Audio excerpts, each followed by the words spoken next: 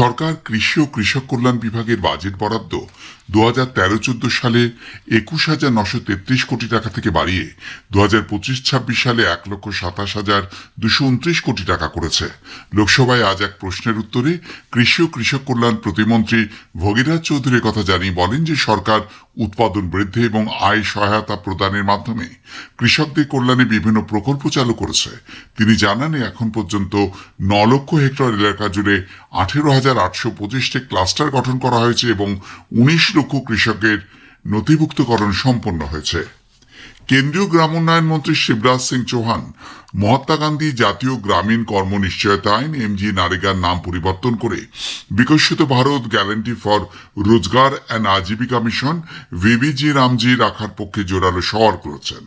রাজ্যসভায় আজ গ্রামোন্নয়ন মন্ত্রকের কাজের উপর আলোচনায় অংশ নিয়ে তিনি বলেন যে এনডিএ সময়কালে এই প্রকল্পের কাজ আরো ভালোভাবে এগিয়েছে। ইউপিএ সরকার 2006-7 থেকে 2014 পর্যন্ত এই প্রকল্পের জন্য 2,12,409 কোটি টাকা খরচ করেছে। নরেন্দ্র মোদী নেতৃত্বাধীন এনডিএ সরকার এই প্রকল্পের জন্য খরচ করেছে 8,58,346 কোটি টাকা। সবকা সাথ সবকা বিকাশের মন্ত্র নিয়ে নরেন্দ্র মোদী সরকার দেশের দারিদ্র্য দূরীকরণের জন্য দৃঢ় সংকল্পবদ্ধ। ভিবিজি রামজি প্রকল্পের আওতায় কেন্দ্রীয় বাজেটে 95,692 কোটি টাকারও বেশি বরাদ্দ হয়েছে। मनरेगा को किसने ढंग से लागू? योजना यूपीए की सरकार। ये आरोप लगाते हैं कि हम योजना खत्म करना चाहते। अगर योजना समाप्त करना होता, मजदूरों का हित ध्यान में नहीं होता, तो योजना 14-15 में खत्म हो जाती। लेकिन ये प्रधानमंत्री जी है, किसी दूसरी सरकार ने योजना चलाई इसलिए नाम नहीं बदलेंगे, उसको बेहतर ढंग से चलाने की कोशिश करेंगे। और मैं दावा करता हूं यूपीए की सरकार से कई गुना बेहतर अगर मनरेगा को चलाने का काम किया तो प्रधानमंत्री नरेंद्र मोदी जी की सरकार।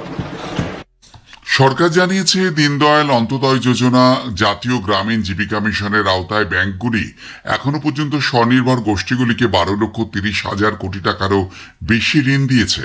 গ্রামোন্নয়ন প্রতিমন্ত্রী চন্দ্রশেখর পেম্মাস্বামী আজ লোকসভায় এক প্রশ্নের লিখিত জবাবে বলেন যে মহিলা স্বনির্ভর গোষ্ঠীগুলির জন্য এই প্রকল্পটি চালু হয়েছে, সেখানে সুদের উপর ভর্তুকি দেওয়া হচ্ছে।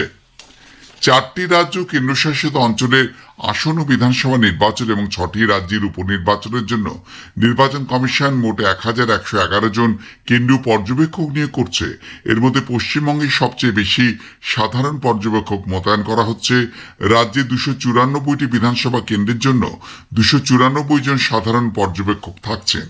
পাশাপাশি থাকবেন 84 জন পুলিশ পর্যবেক্ষক এবং নির্বাচনী খরচের উপর নজরদারির জন্য 100 জন ব্যয় পর্যবেক্ষক। তৃণমূল কংগ্রেস আজ রাজ্যে আসন্ন বিধানসভা নির্বাচনে প্রার্থী তালিকা ঘোষণা করেছে। তৃণমূল কংগ্রেস নেত্রী মুখ্যমন্ত্রী মমতা ব্যানার্জি তার কালীঘাটের বাড়ি থেকে পাহাড়ের 3টি আসন অনিত থাপার দল ভারতীয় গোর্খা গণপ্রজাতান্ত্রিক মোর্চাকে ছেড়ে দিয়ে বাকি 291টি আসনের দলীয় প্রার্থীদের নাম ঘোষণা করেন।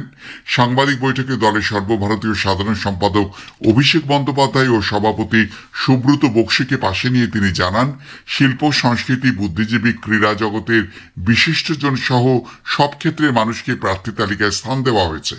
এবার তৃণমূল কংগ্রেস রাজ্যের 294টি আসনের মধ্যে 226-এরও বেশি আসনে জিতবে বলেও তিনি আশা প্রকাশ করেন। রাজ্যে এসআই এর প্রক্রিয়া আজ বিকেলে কলকাতা হাইকোর্টের প্রধান বিচারপতি সুজয় পাল ফের বৈঠকে বসেছেন। আবার পড়ছি, রাজ্যে এসআইআর প্রক্রিয়া নিয়ে আজ বিকেলে কলকাতা হাইকোর্টের প্রধান বিচারপতি সুজয় পাল ফের বৈঠকে বসেছেন। উপস্থিত রয়েছেন রাজ্যের নতুন মুখ্য সচিব দুষ্মন্ত নারিয়ালা, পুলিশের মহানির্দেশক সিদ্ধিনাথ গুপ্তা, কলকাতা পুলিশ কমিশনার অজয় কুমার নন্দ প্রমুখ। নদিয়ার কল্যাণী কৃষি বিজ্ঞান কেন্দ্রে আজ দেশীয় ধান, ফল, সবজির বীজ সংরক্ষণ নিয়ে বিশেষ আলোচনা সভা শুরু হয়েছে। প্রায় হারিয়ে যাওয়া দুষ্প্রাপ্য নানা জাতের বীজ সংগ্রহ করে সংরক্ষণের ব্যবস্থা করা হচ্ছে। বিশেষজ্ঞদের মতে এসব দেশীয় জাতের ফসল শুধু পুষ্টিগুণে সমৃদ্ধ নয়, জলবায়ু পরিবর্তনের সঙ্গেও তুলনামূলকভাবে বেশি মানিয়ে নিতে পারে। জলপাইগুড়ি মোহিতনগর এলাকায় আজ শুরু হয়েছে 7 দিনের বারুণী মেলা ও স্নান। গৌরীহাট মেলা কমিটির উদ্যোগে প্রতি বছরই করলা নদীর উত্তরমুখী স্রোতে স্নান মহোৎসবের পাশাপাশি চলে মেলা। ঝাড়খণ্ডে কাজে গিয়ে ফেরার পথে বীরভূমে সড়ক দুর্ঘটনায় মুর্শিদাবাদের বেলডাঙ্গার এক পরিযায়ী শ্রমিকের মৃত্যু হয়েছে। পুলিশ জানিয়েছে মৃতের নাম হারুন রশিদ মুন্সি। গ্রামীণ সংবাদ শেষ হলো।